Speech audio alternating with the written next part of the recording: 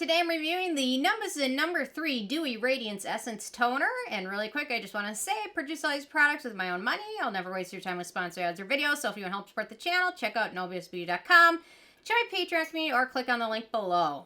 Okay, so this toner has kind of become a big deal. A few big names reviewed it. And once they review it, then I start to get asked to review it as well. So had a chance to pick it up, tried it off and on, mostly on for a few months. So I thought I'd finally get to do my review of it. Okay, so they say formulated with 50 types of fermented ingredients to brighten and firm up dull, tired skin. This powerful toner preps and hydrates skin while coming with all the nourishing benefits of an essence, revitalizing, further reduces appearance of fine lines and wrinkles, comes as a part of a numbered series of toners providing targeted care for specific skin concerns such as roughness or dryness. I also have serum or an ampule from them. I'll review that one soon too. So have a lot of thoughts, and when it comes to the ingredients, I'm going to highlight the biggest ferments because I'm not going to go through 50 of them, but I'm going to talk about the bigger ones and what they do. So, okay, my first criteria is packaging. No issues at all with the packaging. It's nice. It's tall, so it's got that going for it because then I can find it in my cabinet. It's tall, the little white cap stands out. In terms of denatured drying types of alcohol, it does not contain any of those. When we get to fragrance, it has an herbal scent. I personally don't mind the scent. Floral scents bother me much more than herbal scents. It does dissipate after about 15 to 20 minutes. It isn't over the top, in my opinion. Some people that have reviewed it that don't like fragrance in products found that the fragrance didn't bother them with this one. However, there's also some that found that the fragrance for them was too strong and took too long to dissipate. So I wish I could help you more, and it's nearly impossible to get a sample of it probably to see if it's going to be too strong. So that's the tough one there. So for me, it didn't bother me a ton. It would be better without it, but I have a feeling some of the ferments probably have a stronger scent, so that might be there to cover it up. So the fragrance, we've got 3 of them: geranol, citronelle, and geranium oil. So there we go with that. The manufacturing location for this one is Korea, so no issues with that. So ease of use, so after cleansing, you can put it on a cotton pad, smooth over your skin. You can also pat it into skin, so depending on how dry your skin is, some people like to pat 2 layers, 3 layers on and give themselves some extra hydration. I typically, in the morning routine, I'll pat it on. In my evening routine, I'll use a cotton pad. So it works well in both routines without any issues for me. I'll do a quick pH test for those of you who are curious of the pH. So let's see. The pH of this one looks to be about 5-ish, so no issues at all with that. No issues with 5. It is a thicker kind of toner, so sometimes a cotton pad is not the most ideal way because it's thicker. It takes a little bit of time to absorb into the cotton pad and then smooth it on the skin, but the texture of it's quite nice, so there we go. Sets to kind of a natural finish. Doesn't mess up my makeup in my morning routine, and doesn't mess up my other products in my evening routine. So there we go. Okay, let's talk about the good ingredients. So right off the bat, we've got niacinamide. It's starting to show up in everything. Anti-acne, barrier repair, skin brightening, antioxidant. I'm starting to wonder if anybody these days needs a separate niacinamide serum because it's showing up in so many products that I have a feeling it's going to be overloaded, especially when you got some niacinamide serums at 15 to 20%, and then you start seeing everything else. It could be too much too fast, so keep that in mind. We've got meadowsweet extract. It's an ingredient that contains salicylic acid derivatives. It gives it anti-inflammatory properties. It also has tannins that make it an astringent and has anti-cellulitic properties. Then we've got bean seed ferment, which is antimicrobial, antibacterial ingredient. We've got rice ferment, a good skin conditioning ferment.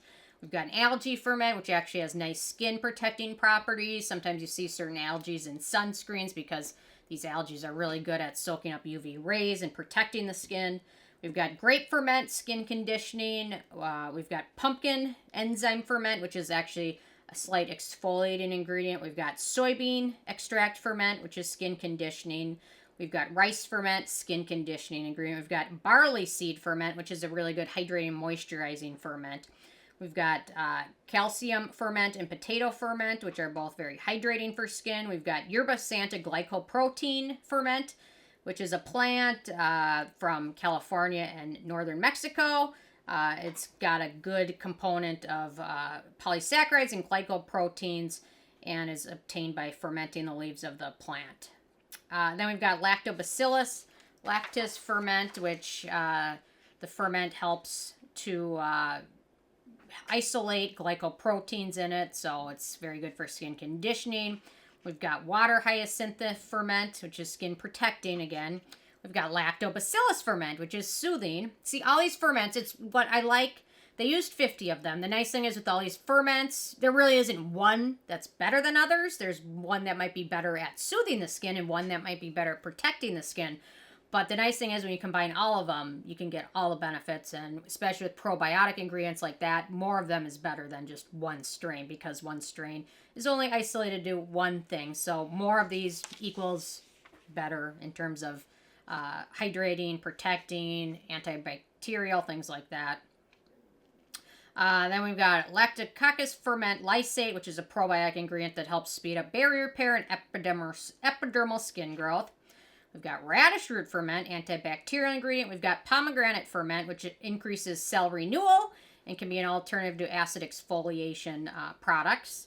We've got Lactobacillus wasabia japonica root ferment extract, which is actually an antioxidant. We've got rice soybean ferment, another good antioxidant, emollient, and hydrating ferment. We've got Alteromus ferment extract, which is a soothing extract. We've got Saccharomyces ferment, which is skin conditioning ferment. And then we've got sodium hyaluronate, which is a humectant. It's in everything. We've got betaine, hydrating ingredient, and then polycornium 51, which is a humectant. So really nice list of different ferments that do different things in terms of soothing, protecting, conditioning, epidermal cell growth, things like that. So very nice list. It's very impressive. They put all 50 into here. Also creates an extremely long ingredient list, which is why I didn't go through every single one of them, because I could be here for days if I did that. So, okay, in terms of animal testing, so I found on a site, blinghive.com, they state that the Numbuzin brand is cruelty-free, and that its parent company doesn't sell in China as of yet. So technically they're cruelty-free. A lot of these K-beauty brands end up selling in China, but as of to recording this today, it's cruelty-free still. In terms of performance, I think this helped give my skin some extra hydration. I'm always on the lookout for a good toner that does that, and really nicely kind of plumps up skin a little bit. I would say it helps a little bit with brightening up skin. I didn't have any issues with breakouts or anything, although a few people that reviewed it mentioned that they did notice breakouts from this. It only has one ingredient of note for acne-prone skin, and that is cetearyl alcohol, so perhaps it's just the combination of them, which their skin didn't like.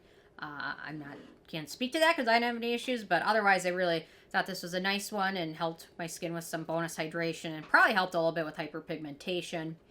The price for it's not ridiculously expensive. This is a full size 200 milliliters.